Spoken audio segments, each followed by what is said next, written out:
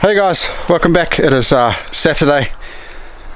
It's been a crazy week. I put out my neck with that piece of wood in the last video.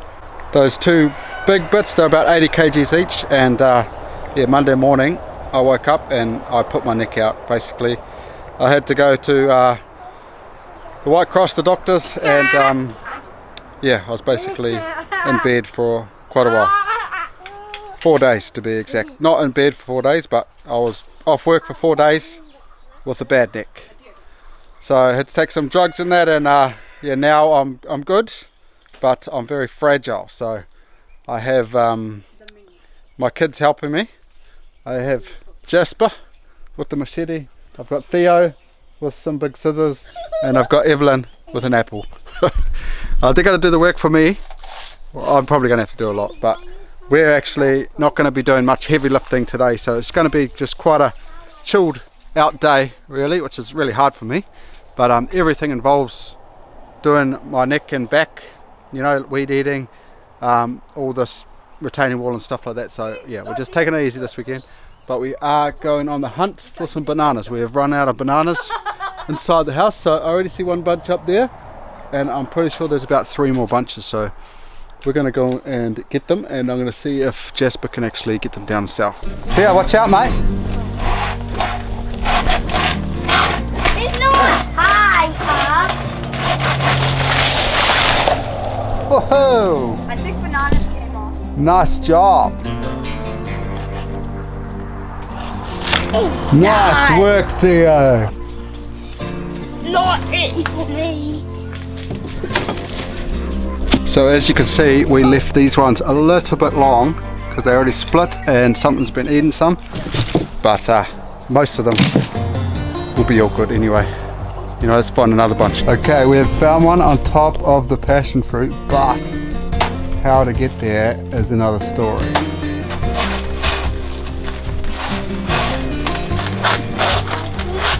You really got it? I can take it out. No!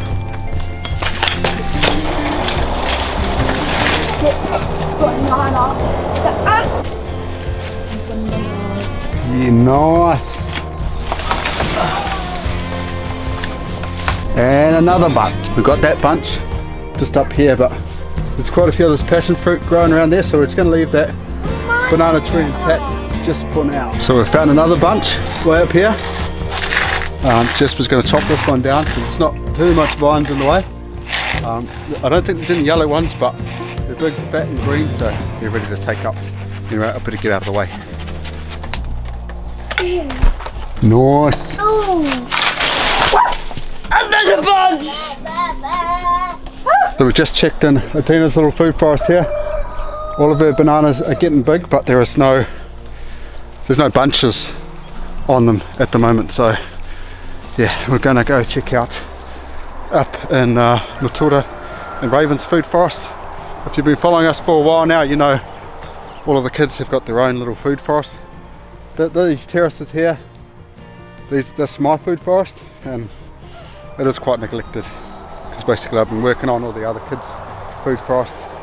Yeah, you can pick that one. Got one banana bunch over there with about 4 little bananas. Yeah, and Debs has got her own food forest, which we haven't done a lot in a while. It's over here. Yeah, we're trying to work on 1 to 2 food forests a year and just make them better. And Debs is going to be this year, although she doesn't want us to fully take over her food forest, but we're going to add some volcanic soil and stuff like that. Yeah, we almost forgot you, Theo. We went up Adina's one. Yeah, the girls' food forest in Adina's was the focus last year, and this year will be Deb's food forest and the boys' food forest. But yeah, we're going to go in here and see if we can find some bananas.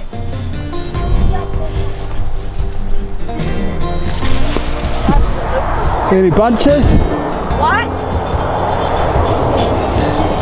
Oh, she's got Bunches, but not right. a bunch up there, but Hey! oh, there might be one over there. Yeah! You got it up? Another big bunch up here. I think these bananas are Cavendish, the ones with these big bunch.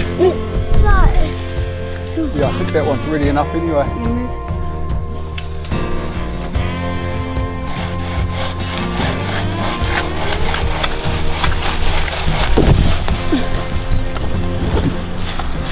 We found just the one bunch in the girls' food forest. It's looking quite cool with all those Tithonia flowers flowering. So now we're just going to check the boys' food forest, see if they've got anything. But I don't think they do. So this is part of their food forest that we mowed a while ago. Put some Tithonia sticks, which there is a few little sprouts coming. And then theirs goes right around here, right to just where these blackwoods are. And we're still deciding whether we're going to build that chicken fence down up there and include all their food forest, or go above their food forest. What do you think, Jasper? Through the food forest. You reckon the chickens should go in the food forest and we can just protect the trees, eh? Yeah. Yeah, okay, it's done. So now we're going to have a look in Evelyn's corner.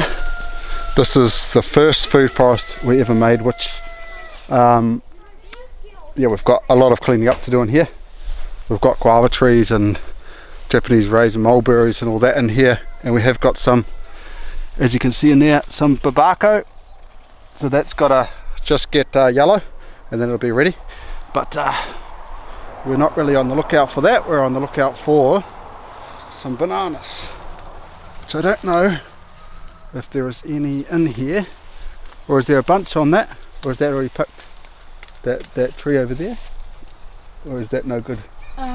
No, it's no good, eh? Okay, I think there is nothing, guys.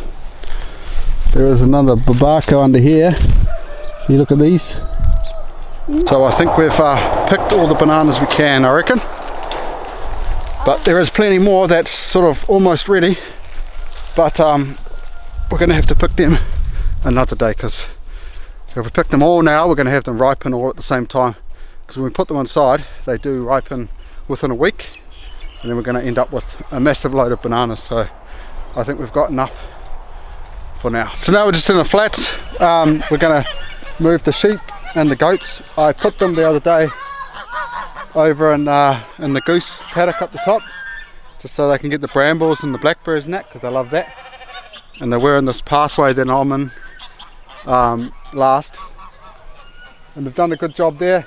So now we're just going to start rotating them through the paddock. So they're actually going to be going through to this paddock over here next, in the corner paddock. Spend a couple of days over there and we'll just rotate them through. Maple, our cow, we've got of the other side, because she's been a bit naughty and she's a bit hard when she's with the herd to move her, so we're keeping her with Edward, and they're just rotating paddocks on the other side of the creek.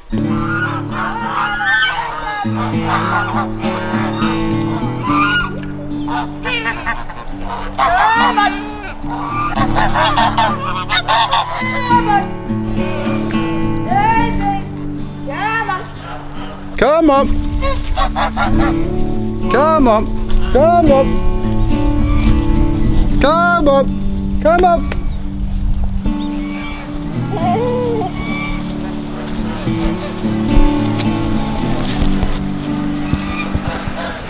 And just like that, they're all in. Very cool. Easy stuff, eh guys? We're going to do one more thing before we go up. We're going to thin out these raspberries, get them out, and we're going to go plant them in the pumpkin patch, because a few videos ago I asked you guys where to plant, or what to plant in the pumpkin patch, and basically I've decided we're going to plant raspberries in there. I'll make a whole trellis. If it doesn't work, doesn't work, but we're going to try it, because we're overloaded with raspberry plants in here. They're not doing very good in here, they don't get full sun, so we're going to try them over there.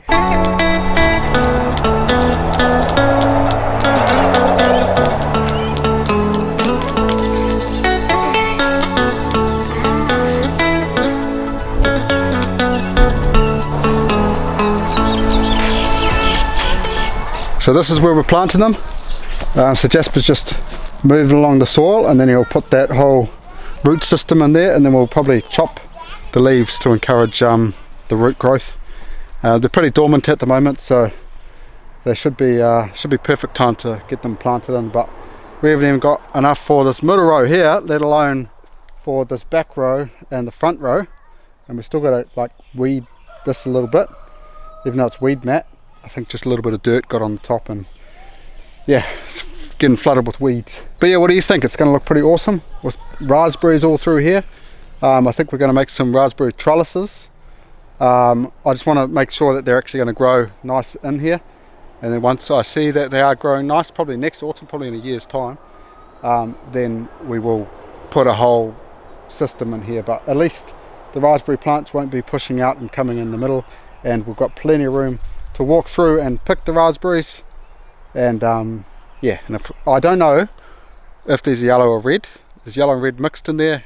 I did want yellow because we found when we had them planted over there by the okra patch, the birds weren't going for the yellow ones, they were only going for the red ones, and that was quite awesome.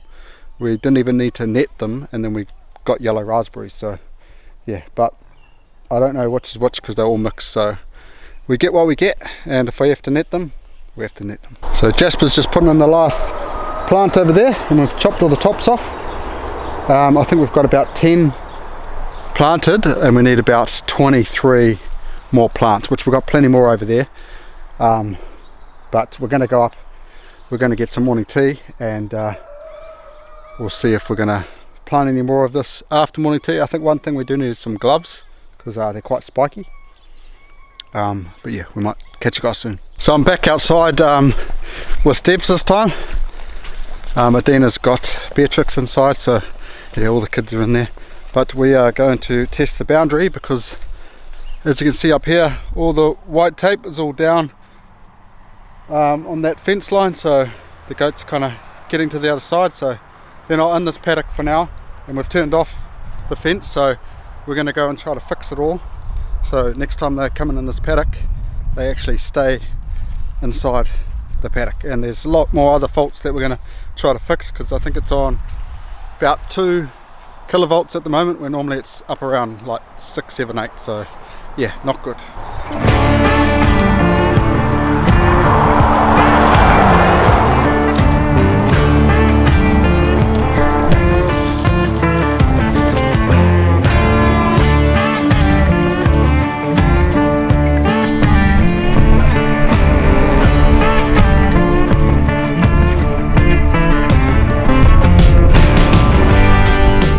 So as you can see behind me, this is why we've got no electricity going through our fence. So we've done quite a lot now. We've gone all the way from where you can see the house, gone over the hill, and Debs is slowly coming down here. So we're getting there. We've got probably another, I don't know, 100 meters that way to do. And this right here is the corner of our property. So we've got waratahs going down there that we've got to clear, and I think Debs is almost completed this white tape. Yeah, getting there. So here is where it gets the worst, down in this middle one, which at some point we're going to build a fence going sideways rather than lengthways because of the floods. But yeah, this fence has always been real bad. But at the moment it's the only thing keeping maple out of here. But I've only got one wire up the top here that's actually running through here. The rest of it, the outriggers and everything, they're just all under grass, so haven't bothered keeping it on. And if they did get to the other side, it doesn't really matter. They haven't got anything that they can do wrong. So yeah, so it's just maple and Edward over there. I don't know where Edward is, but yeah, now we've got to start clearing this fence. So we're just doing the last bit of the fence here, and as you can see how steep it is up here, this is our little bush area where the goats and that hang out. But yeah, almost done. So we have completed our mission, but pretty much the whole way through the bush area, just one line on, just to try to get as hot as possible with that white tape up the top there.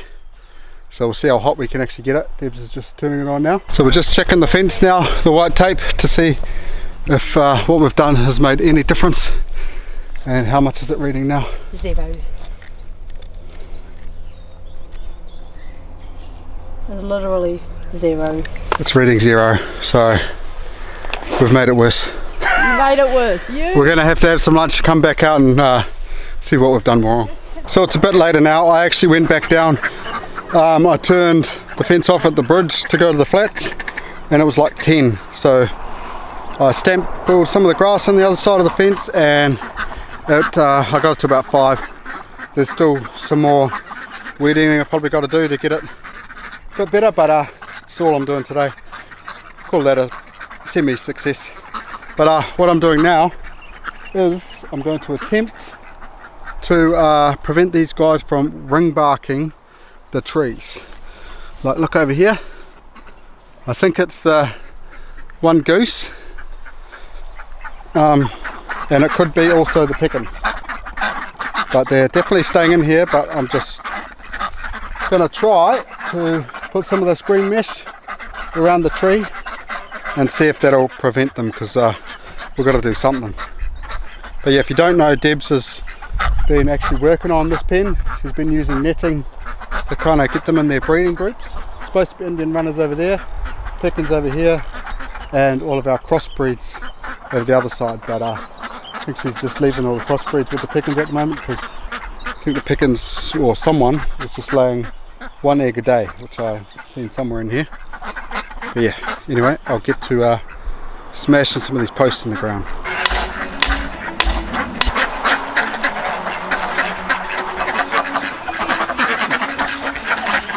So something like that is going to have to do for now until I can bring down some cable ties and that. Just rough for now anyway, just to at least save these trees.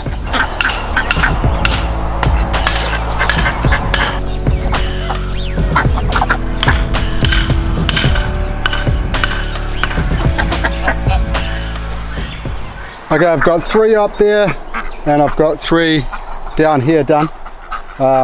There's nothing actually holding them together, so as soon as I get a bit of wind, they're going to blow away.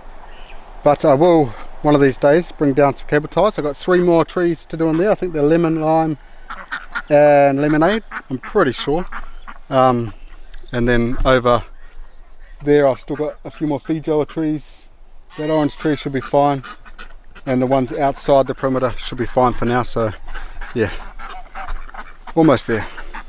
Anyway, that is pretty much me for today. We're going to go around and do all of our chores, and tomorrow we're definitely having a rest day.